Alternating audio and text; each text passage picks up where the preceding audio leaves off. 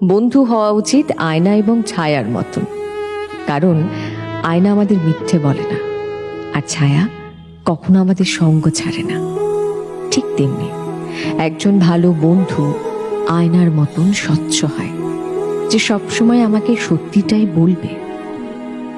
আমাকে খারাপ পথে যাওয়া থেকে আটকানোর জন্য সে আপ্রাণ চেষ্টা করবে। আমি কি মনে করব এই কথার তোয়াক্কা না করে সেই সমস্ত অপ্রীতিকর কথা সে বলতে রাজি, যেটা বললে হয়তো আমার ভালো হতে পারে। পুলিশদের ঘৃণা করবে সাধারণ মানুষ, বিবেক সম্পন্ন বুদ্ধিজীবীরাও।